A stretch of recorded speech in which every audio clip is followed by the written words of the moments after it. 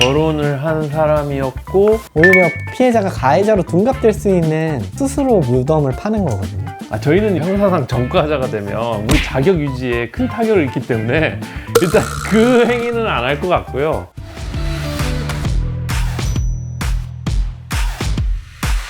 안녕하세요. 실드 치는 변호사들입니다. 오늘은 그 연애 관계에 있어서 배신 당했을 때 또 그와 관련된 법률 분쟁을 다뤄보려고 하는데요. 저희한테 이제 사연이 온 게 있으니까 일단 임 변호사님이 한번 소개해 주시죠.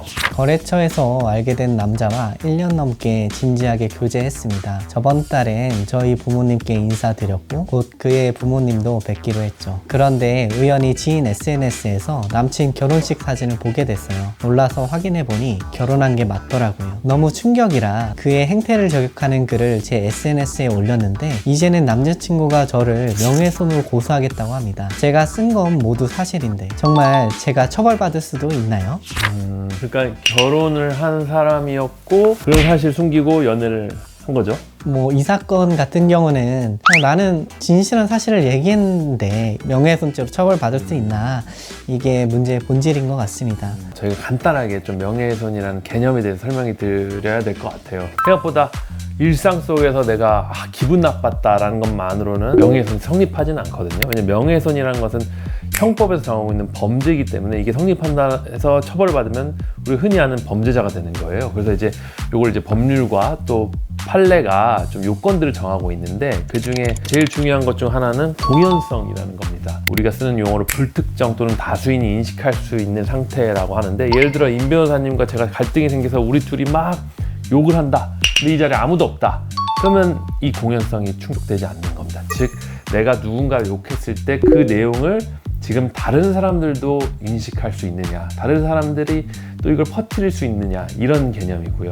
두 번째는 사실을 적시해야 됩니다. 요거는 이제 모욕죄와 조금 구분되는 면에서 의미가 있는데, 나 정말 그 사람 때문에 기분이 나빴다, 참 못된 사람 같더라, 이런 표현은 사실의 적시라고 보기엔 조금 애매하고 좀 부족합니다. 오히려 그 음식점은 외국산 조미료를 쓴다, 이거는 어떤 사실을 적시한 거죠. 즉 현재 또는 과거의 상태에 대하여 기술했을 때 그것을 사실의 적시라고 하거든요. 그래서 우리 사안 같은 경우에는 누가 누구랑 결혼한 사람임에도 불구하고 바람을 피고 있다라는 그런 진술을 했을 때 그것이 이제 사실 적시로서 그 요건에 충족되는 겁니다. 결국 여기서 이제 좀 핵심은 이런 질문이 있다는 건, 내가 사실을 적시했는데도 처벌받아야 되는 거냐인 것 같아요. 근데 그 부분에 있어서는 이렇게 생각하셔야 되는 것 같아요. 우리가 뭔가 잘못한 행위를 하는 것과 그것을 제3자들이 알아야 한다는 것은 별개의 문제다.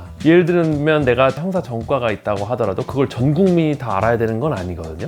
그 사람 입장에서는 그건 또 지키고 싶은 사적인 부분이 될 수도 있고, 그렇기 때문에 그런 것을 함부로 제3자에게 알려서 타인의 명예를 훼손하지 말라는 게 명예훼손이고, 형법에는 사실을 적시한 경우도 처벌하고 허위의 사실 적시한 경우도 처벌하고 있고, 그렇게 나뉘는 거거든요. 근데 또 무조건 다 처벌되는 건 아니고, 우리 형법에서 흔히 위법성 조각사유 이런 표현을 쓰는데, 쉽게 설명드리면 명예훼손이라는 행위에는 해당하지만 위법성이라는 요건을 빼줘서 이 사람 처벌하지 않겠다, 이런 거예요. 근데 그 사유를 정하고 있어요. 형법 이제 310조에서 진실한 사실로서 오로지 공공의 이익에 관한 때는 처벌하지 않는다고 일단 규정을 하고 있고요.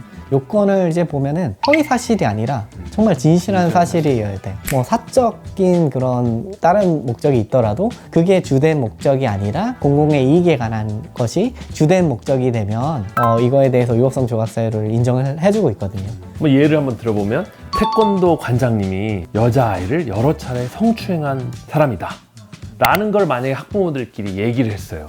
그럼 이거는 그 행위 자체는 명예훼손에 성립하는 행위거든요. 공연성, 다른 사람들이 알 수 있는 데서 사실을 적시해서 저 사람이 저런 전과가 있다 해서 그 사람을 범죄자라는 인식을 해서 어떤 도덕성에 관한 사회적 명예를 훼손한 거죠.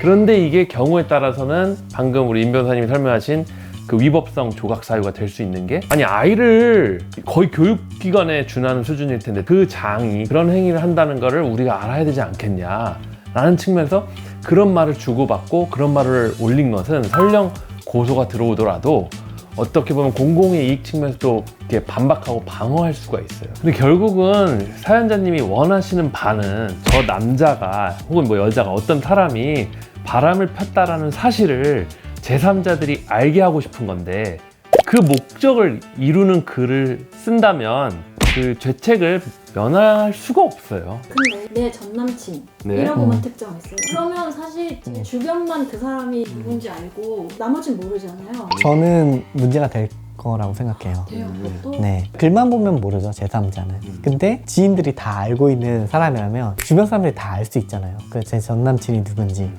그렇기 때문에 이거는 특정성이 인정된다고. 우리 PD님들하고 저희는 모르지만 그 PD님이 내 전남친이 바람폈어라고 씀으로써 PD님의 그 전남친이었다는 걸 아는 친구들은 그 남자가 누군지 알게 됐잖아요. 그럼 특정이 된 거예요. 실제로 저희가 사건 하면서 이런 경우 있었어요.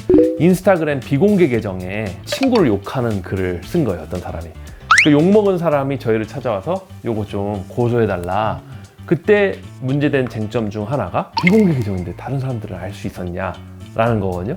그때 저희가 도와드렸던 작업이 그 비공개 계정의 친구 목록들을 어느 정도 쫙 뽑아서 공동 지인이 이 중에 누구고, 그래서 A라는 사람이 이 아이디를 욕함으로써 주변 사람들은 지금 누가 욕먹은 건지 알았다라는 걸 설명했고, 실제 그 인스타 친구들이 그걸 진술해 줬어요. 저 가해자가 올린 글을 보고 이게 누굴 욕하는 건지 알았다. 그럼 이제 특정이 되는 거죠. 사실상 합의가 제일 이제 많이 나오는 거겠네요. 이제 그래도 범죄가 성립할 가능성이 매우 높다는 전제 하에, 이걸 반대로 말하면 명예훼손 같은 경우에는 합의만 하면 수사를 종결할 수 있거든요. 합의가 됐다면 피해자 입장에서 그 가해자가 처벌받기를 원치 않습니다, 이런 문구를 써줄 수 있으니까 그러면 끝날 수 있는 거죠. 그러니까 가해자에게 우리가 조언을 할 때는 그런 말씀을 드리죠. 이거 범죄 성립 가능성이 너무 높습니다. 만약에 전과자가 돼도 상관없는 거라면 그렇게 하셔도 되고, 돈을 주고서라도 절대 전과자는 되고 싶지 않으시면 적극적으로 합의하셔야 됩니다. 이렇게 답답한 상황에 처하면 너무 억울한 마음을 풀 데가 없을 것 같은데 이게 어떻게 해소해야 되나요? 어떻게 해야 되나요? 일단 변호사로서 말씀드리면 사실 인터넷에 글 올리는 것에 대해서는 사실 명예훼손이나 모욕 리스크가 너무 크기 때문에 계속 사실 삼가하도록 조언을 드리고 싶어요. 근데 이제 아무래도 사람이다 보니까 나는 어떻게든 일단 올려야겠다라고 생각하시는 분이라면, 저는 그 정도 감정을 가지고 글을 쓴다면 분명히 명예훼손이나 모욕적 표현이 나올 것 같거든요. 그러면은 정말 특정성밖에 비빌 언덕이 없을 것 같아요, 나중에 변호를 한다면. 그러면은 정말 최대한 특정되지 않게 써라, 그 정도로 이제 말씀드릴 수 있을 것 같아요. 애초에 내가 저놈의 범죄 사실을 모두에게 알리겠다라는 마음으로 접근하면 사실 안타깝게도 현행법 하에서는 바람직한 해결법이 될 수가 없는 게 현실입니다. 사실 이게 왜 계속 문제가 되냐면, 명예훼손으로 해결할 사안이 아닌데 명예훼손적인 행동으로 이 케이스를 해결하려고 하기 때문에 계속 문제가 생기는 거예요. 지금 같은 경우는 사실 그냥 속적 자기결정권 침해로 민사상 손해배상을 걸면 돼요, 사실은. 글을 올리지 말고. 네, 소송을 하는 거는 너무 정당하잖아요. 그 사람이 유부남인 걸 속이고 날 만났고, 그거에 대해서는 별도의 구제 절차가 있어요, 그거에 맞는.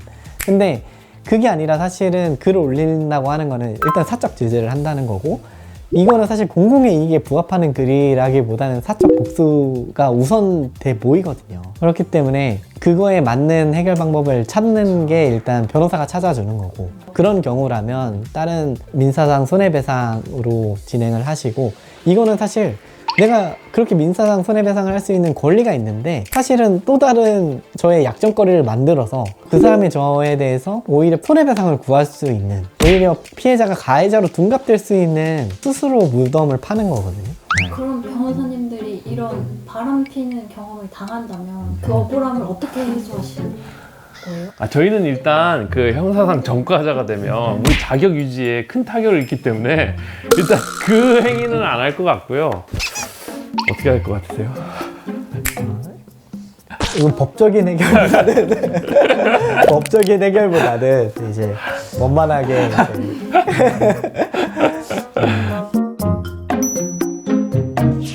오늘 사연에 대해서 이승현 변호사님이랑 말씀 나눠봤는데요. 어떻게 재밌게 들으셨나요? 저희가 설명해드린 대로 사실 우리가 생각하는 것보다 명예훼손 모욕이라는 범죄는 꽤나 복잡한 범죄입니다. 그래서 고소가 필요하실 때는 각 요건에 맞게 쓸 수 있도록 도움을 받으시고, 또 피의자가 되셨다면 혹시 이 범죄를 빠져나갈 수 있는 방법은 없는지 그렇게 검토를 받으시기를 권장드립니다. 네, 그럼 지금까지 실력치는 변호사들이었습니다. 감사합니다.